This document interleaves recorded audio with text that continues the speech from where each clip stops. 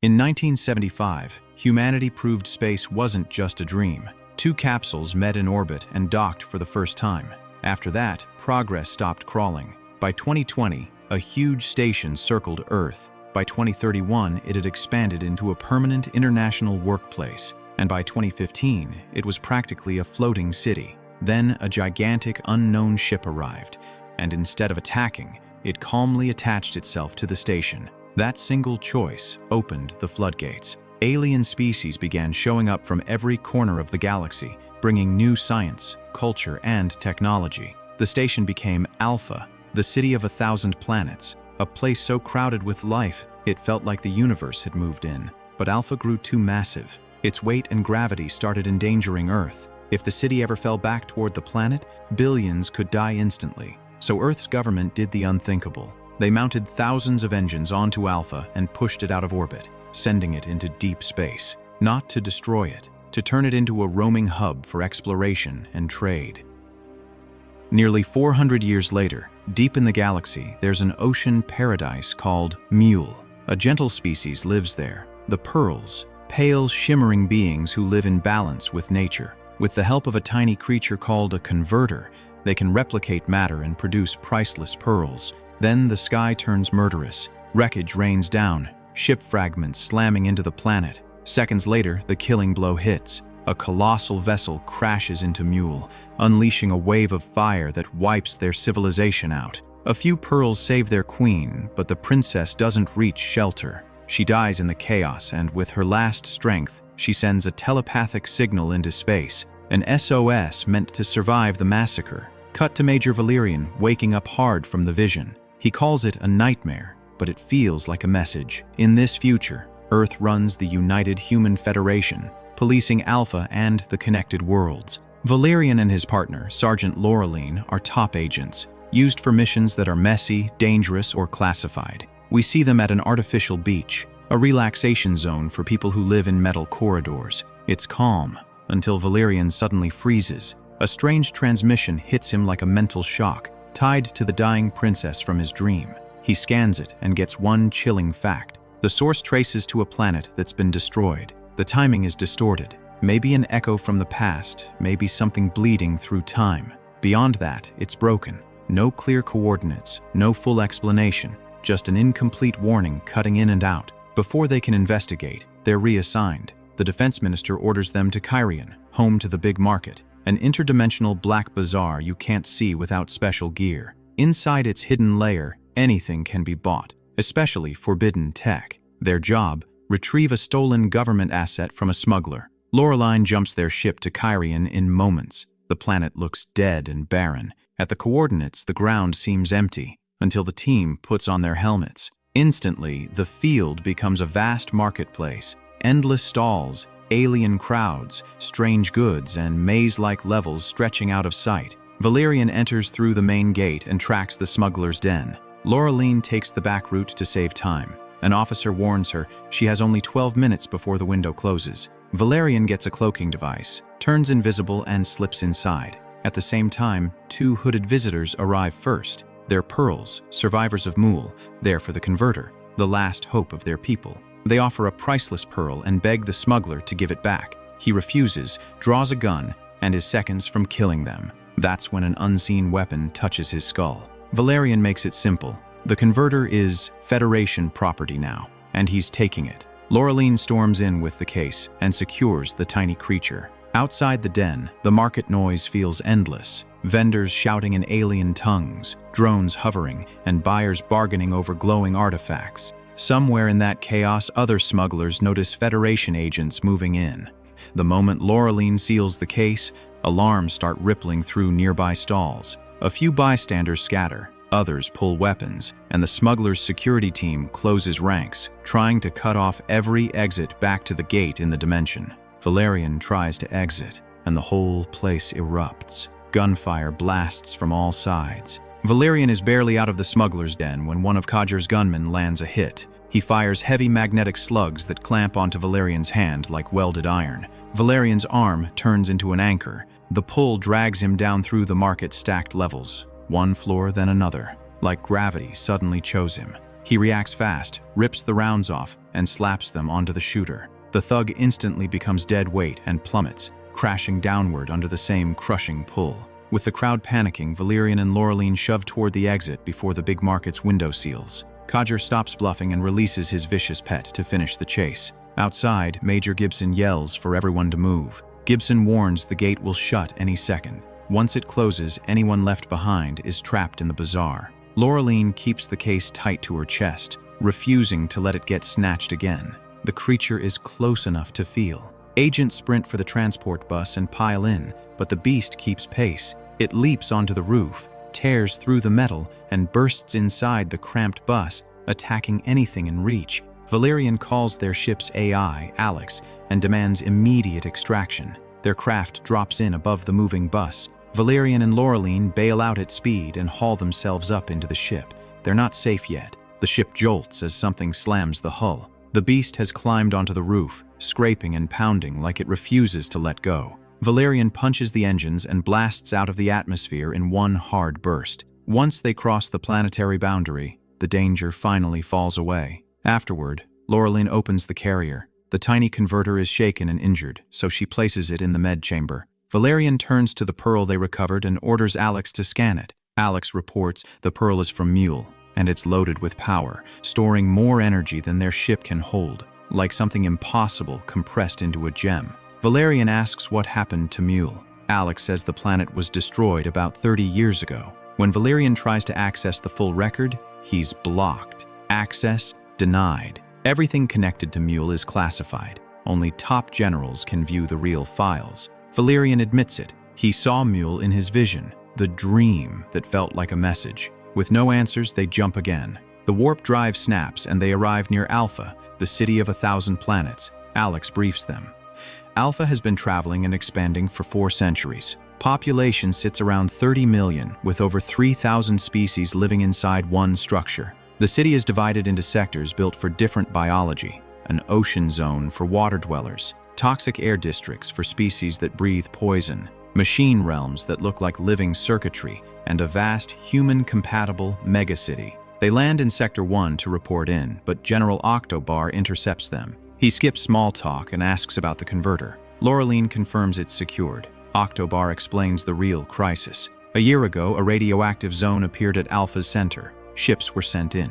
None returned. A special unit tried next. Also gone. No one knows what's inside. Now the air around it is unbreathable and the zone is spreading. Alpha's commander arrives with a hard timeline. If it isn't stopped, the anomaly could swallow the entire city within a week. Then Earth calls. The defense minister orders Valerian and Laureline added to the investigation so Earth gets direct, moment-by-moment updates. With stakes this high, nobody argues. But behind the briefing, something darker is happening. The commander, escorted by robotic guards, visits a hidden lab where a captured pearl from Mule is being interrogated. The prisoner won't talk. The commander leaves one order: if the pearl doesn't speak within an hour, kill him, while Alpha drifts onward with millions of lives and a spreading mystery at its core. Valerian and Laureline enter the commander's office with tension hanging in the air. Laureline still carries the last living converter in a sealed, high-security cylinder and asks the obvious question: if this creature is priceless and one of a kind, why drag it toward a radioactive death zone instead of locking it in Alpha's safest vault? The commander shuts her down. No debate. This asset is government property, and for this mission, it stays with them. He orders her to stop questioning him and gear up. Soon after, he's in an Earth High-Security Council, briefing officials on the expanding radioactive sector. Mid-sentence, alarms flare. Sensors report 12 intruders aboard Alpha, DNA signatures that match nothing in any database. The wall detonates. Smoke floods the room, and through the haze, the Pearls of Mule walk in. Their eyes stay calm, but their urgency is obvious. They don't massacre anyone. They fire a sticky chemical that pins guards and agents in place, hardening instantly and freezing them like statues. In the chaos, they grab the commander and drag him out with practice speed. Valerian moves on instinct. As the chemical hits, he slips a tiny capsule into his mouth, then gets sealed in place anyway. The pearls vanish with their hostage. A moment later, the capsule activates. A spider-like microbot crawls out, slices the hardened shell around Valerian,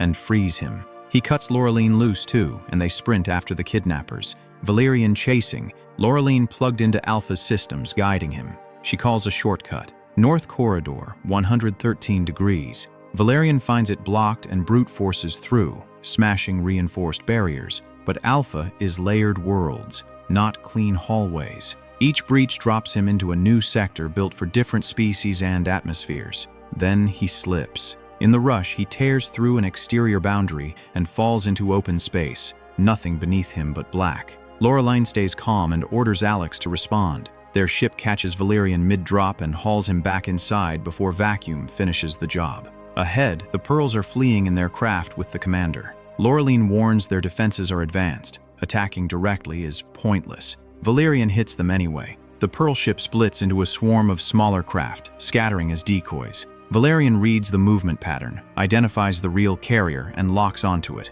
His ship is too big to chase through Alpha's tight inner structure, so he abandons it and jumps onto a smaller skyjet, diving deeper at full speed.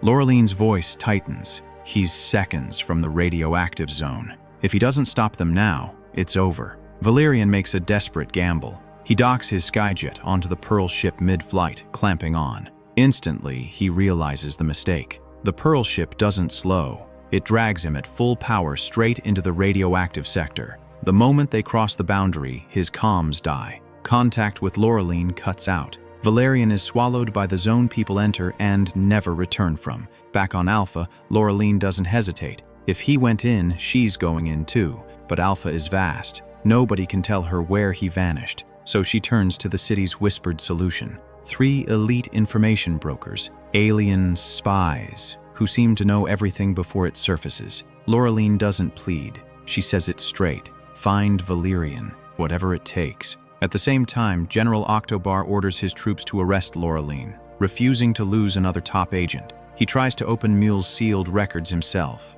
and even he's denied. That's when it hits him. Someone is hiding something big. The informants tell Laureline the only way to track Valerian now is with a rare telepathic jellyfish from Alpha's deep-water aquatic sector. Laureline moves immediately toward the ocean district, because if Valerian is alive, this may be the last signal that can lead her to him.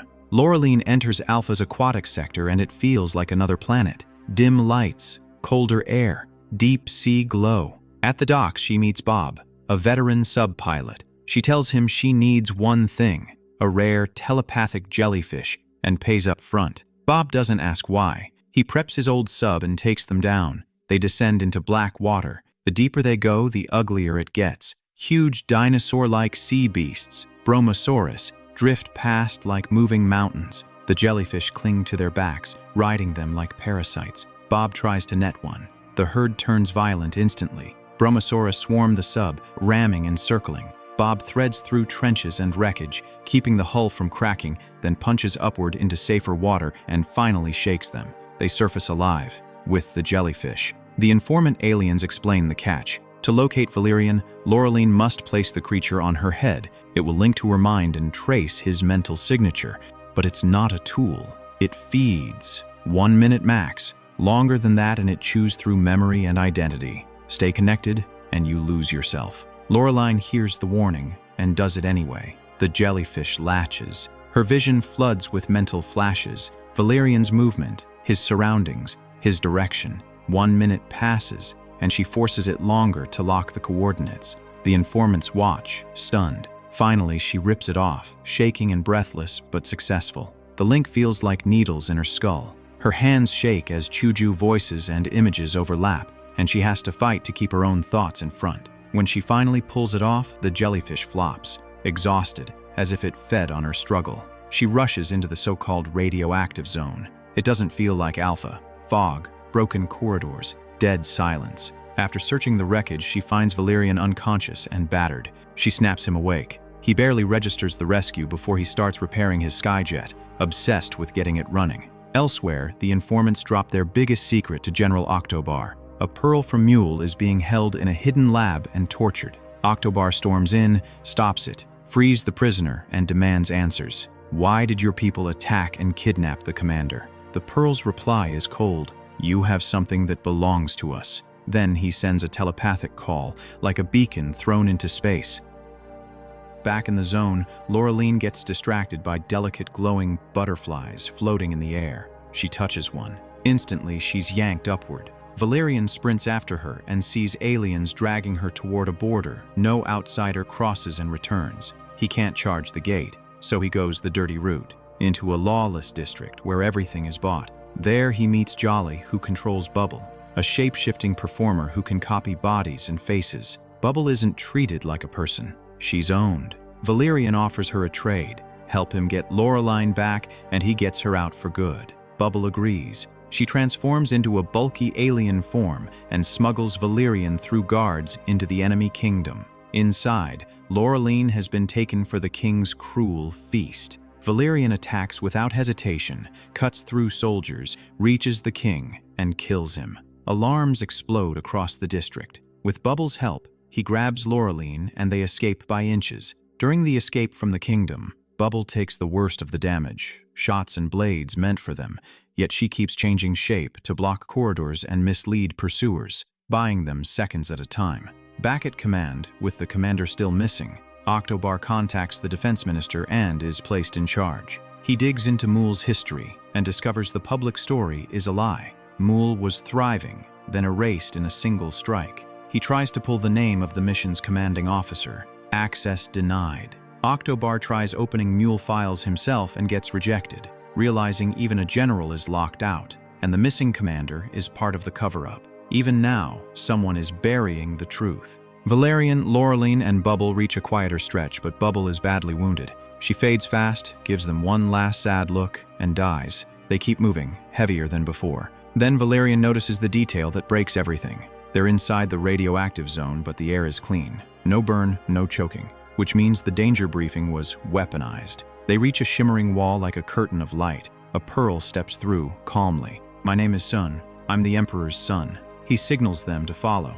They step through and freeze. Beyond the wall, the Pearls are alive, hidden, organized, safe. Their Emperor welcomes them, not as enemies, but as people holding the wrong pieces. He says Sun sensed something inside Valerian, an imprint of Princess Lihomina. Valerian doesn't understand, so the Emperor explains. When Pearls die, their energy can release and attach to a strong consciousness. When Mule burned, Lihomina sent her essence into Valerian, so those weren't dreams. They were her memories, still living inside him. And with Alpha's mystery spreading outside their refuge, the Emperor begins the real story of what happened. How a peaceful paradise with no weapons became a battlefield when a brutal war erupted above their skies. Fire fell from the sky like rain, the Emperor says. First came the distant war above Mule's atmosphere, then debris, then the shockwave, and finally a gigantic mothership slammed into the planet. The impact was so violent that a civilization shaped over millions of years became ash in minutes. Princess Lihomina died with her people. Nearly 7 million lives vanished. Valerian can't let go of one question. If it was that complete, how did any of you survive? A handful of Pearls crawled into the shattered wreck of the fallen ship and sealed themselves inside. For years they drifted through deep space, trapped in a maze of steel ribs, wires, and machines they couldn't name. They were terrified, but the will to live reshapes minds. So they learned. They decoded the ship's systems, copied languages from its records, and taught themselves math and science until the technology stopped being magic. In exile, they realized something painful and freeing. Mule wasn't the universe. Beyond it were endless worlds, and their people could evolve past tragedy. Then a traitor found them. Not a rescuer, a buyer. They were dragged to Alpha and forced into construction work like disposable labor, yet that misery gave them cover. In the crowds, they studied thousands of species, watched alien tech up close, and secretly built a device meant to rebuild their world or create a new home if the old one was gone. To power it, they needed two things: the converter and a Pearl strong enough to drive the machine. As the Emperor finishes, the Queen wakes the unconscious commander. He jolts up, shouting orders. Arrest them, all of them, calling it a kidnapping, calling the Pearls terrorists. Valerian tries to steady him. Look around. These are Mule's survivors. The commander clings to his story. Mule was lifeless, empty. Nobody lived there. Laureline asks one simple thing. If nobody lived there, then where did all these Pearls come from? He has nowhere left to hide. 30 years ago, he commanded that space battle. He knew intelligent life existed below. Junior officers warned him the fight could wipe out civilians. He ignored them. He dismissed the Pearls as insects and sacrificed the planet to secure victory. Later, when survivors appeared on Alpha, he decided to erase them too, because living witnesses would expose his war crime. Valerian hits him, not for ego, but for disgust. Outside the hidden zone, reinforcements close in. Octobar's troops and the commander's robot guards moving to recover him. Valerian and Laureline open comms and force the truth into the official channels. What happened on Mule, who ordered it, and why it was buried. They demand the commander confess. He refuses. Instead, he activates his private robots and orders them to fire on the Pearls. The firefight erupts. Pearls fall, and soldiers get caught in the crossfire of his desperate cover-up. That's when Alpha finally sees him clearly. Authorities shut the rogue robots down. Valerian destroys what's left and pins the commander with nowhere to run. Octobar gives the order: arrest him. With the threat collapsing, the Pearl Queen powers their device using the converter. Energy rolls outward, light shifts, structures bloom, and the ruins begin to look like a home again. Reborn, not recovered. Valerian and Laureline return the converter. It was never a trophy. It was a future. Later, drifting in a small craft awaiting rescue, Valerian finally drops the jokes and proposes to Laureline. Her answer hangs between them as the stars keep moving. The pearls immediately put it to use, forming fresh pearls packed with energy. Fuel for rebuilding a livable space around their machine. What shocks Valerian isn't the tech, but the restraint. After everything, they don't chase revenge. They chase survival. Alpha's command confirms the commander is taken into custody and the assault is halted, but the damage is done. Proof that the real poison on Alpha wasn't radiation, it was a lie. And for once, the universe gives them a second chance.